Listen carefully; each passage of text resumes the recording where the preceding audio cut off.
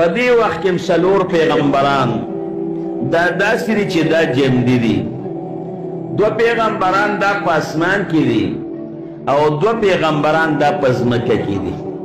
حضرت عیسی علیه السلام دا الله جمد اسمان ته خېجولی دی، غم جمدی دی.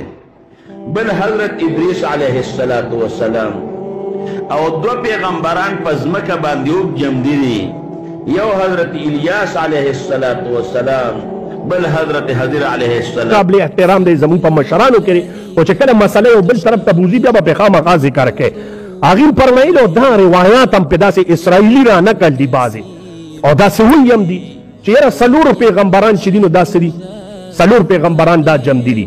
په اسمان کې عیسی علیه السلام او ادریس علیه السلام دا دواړه جمدي دي، او دغه رنګې په ځمکه کې الیاس علیه السلام او خضر علیه السلام وی دا دواړه جمدي. نو څلور انبیا چې دي دا جمدي دي. اوس دې څلورو کې عیسی علیه السلام چې دی نو خو یقینا خبره ځکه الله رب العزت قرآن کریم کې فرمایلی دي ورافعک الیه، دا په ثابتوي. او بل ځای کې دا خو الله فرمایلی دي عیسی علیه السلام الله ځان ته پورته کړی دی، او په دې باندې بیا هغه روایات او تواتر راغلی دی په رفع او په نزول باندې. د عیسی علیه السلام نه علاوه چې نور پیغمبران دي نو هغه وفات دي، هغه څه دي؟ هغه وفات دي. که ادریس علیه السلام دی، که الیاس علیه السلام دی، او که خضر علیه السلام دی. او که دې وایي چې وفات نه دي نو په د هغې په ونه وفات کېدلو باندې دلیل څه شته نه.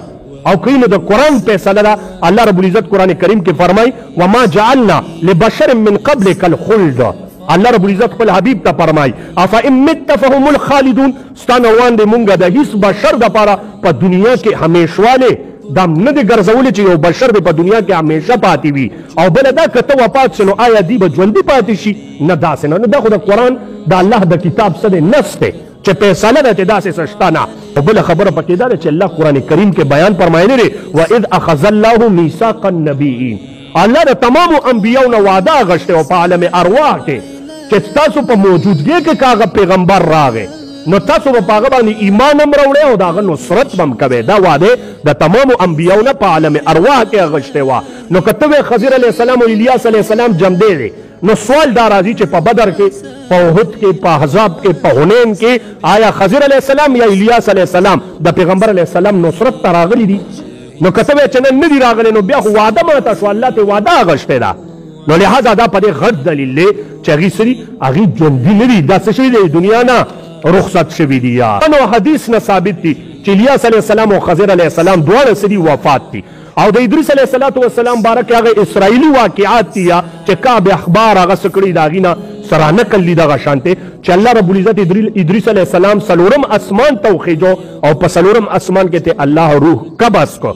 نو هلته خو هم ذکر دی چې په څلورم اسمان کې ته الله روح قبض کو. دا نشته پکې چې اوس هم څه دي؟ جمدي دي. یا مرفوع حدیث کې نه دي راغلی چې دی څه دي چې اوس هم څه وي؟ ژوندي وي. او په دې باب کې حافظ ابن حجر اسقلاني په فتح الباري په شپږم جلد کې لیکي چې وکون ادریس رفع وهو حی لم یثبت من طریق مرفوعة قویة.